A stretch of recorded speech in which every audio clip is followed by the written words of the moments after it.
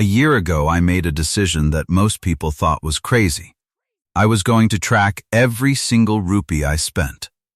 Every chai, every rickshaw ride, every impulse purchase at midnight, every subscription I had forgotten about. Everything. For 12 full months. No exceptions. No rounding up. No pretending I didn't spend what I spent. And what I found completely changed how I think about money, and I think it will change how you think about it too. Because what I discovered was not what I expected. I didn't find that I was spending too much on big things. I found something far more dangerous. Today, I'm sharing everything. The good, the embarrassing, and the genuinely shocking. Let me set the scene. Before this experiment, I thought I was reasonably good with money. I wasn't reckless. I wasn't buying designer clothes or taking luxury vacations. I had a budget in my head. The key phrase being in my head, and I generally believed I was following it. I was saving some money each month. Not as much as I wanted, but some. I told myself the reason I wasn't saving more was my income. If I just earned a little more, everything would be fine. That was the story I told myself. 12 months of tracking proved that story completely wrong. Month 1 was the most painful. Not because anything bad happened financially, but because I was forced to confront the truth of where my money actually went versus where I thought it went. The gap was embarrassing. I thought I spent around 3,000 rupees a month on food outside the home. Actual number, closer to 7,000. I thought my subscriptions cost me maybe 500 rupees a month. Actual number, I had 11 active subscriptions totaling just over 2,000 rupees, and I was actively using 4 of them. I had paid for 7 months of a meditation app I opened twice. The moment you start tracking is the moment the excuses run out. By month 2, something interesting happened. I started spending less, not because I was trying harder, but because I knew I was watching. The act of recording every expense made me pause before spending in a way I never had before.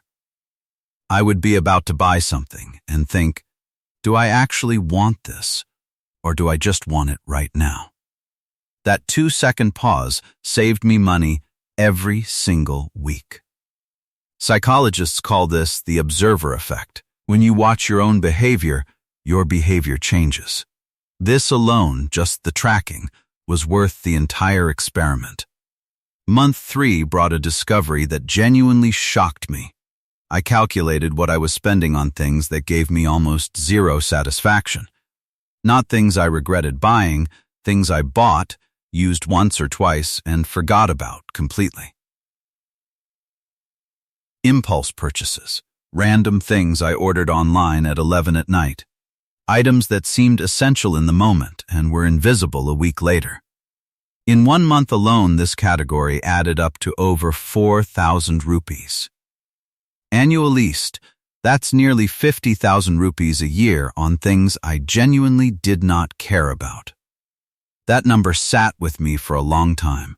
By the middle of the year, month 6, my savings rate had increased significantly without me dramatically changing my lifestyle. I canceled the subscriptions I wasn't using. I started cooking more, not because I was forcing myself to be miserable, but because I actually wanted to redirect that money toward something I cared about. The tracking had made my spending conscious. Conscious spending is completely different from budgeting. Budgeting feels like restriction. Conscious spending feels like choice. Every rupee I spent, I chose to spend. And when you choose, you spend on things that actually matter to you.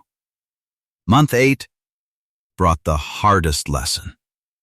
I had a bad month, emotionally, not financially. Stressful events, difficult weeks, low mood, and I watched in real time as my spending spiked. Not on anything big, on small comforts. Food delivery when I had groceries at home. A purchase I convinced myself was a reward. Snacks I didn't need. Coffee I bought just to have something in my hand. I was using money to manage my emotions. And I knew I was doing it. and I still did it. But because I tracked it, I saw it clearly for the first time. Emotional spending is real. It is not a weakness. It is human. But awareness of it, real, data-backed awareness, is the first step to managing it. By month 12, I sat down with 12 months of data and looked at the full picture. My actual savings that year were significantly higher than the year before, not because my income had changed, but because my awareness had. I had not suffered. I had not lived like a monk. I had just paid attention. And paying attention turned out to be worth more than any budgeting app, any savings challenge, any finance hack I had ever tried. Here is what 12 months of tracking every rupee taught me. 1. You are almost certainly spending more than you think on food, subscriptions, and impulse purchases. The number in your head is always lower than reality. 2. Tracking alone changes behavior. You don't need willpower. You need visibility. 3. Emotional spending is your biggest financial leak and no budget addresses it, because budgets don't ask why you're spending, only how much. 4. Small amounts matter enormously over time.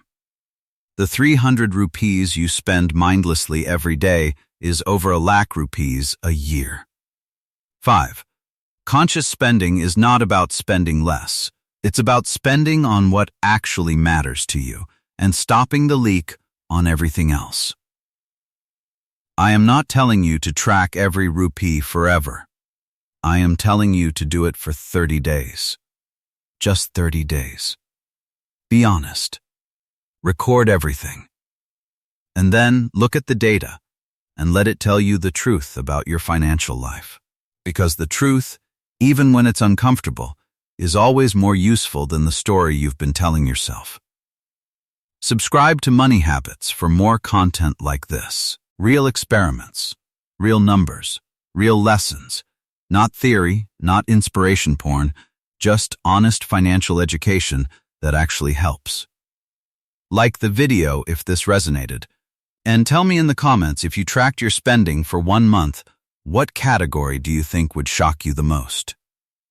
See you in the next one.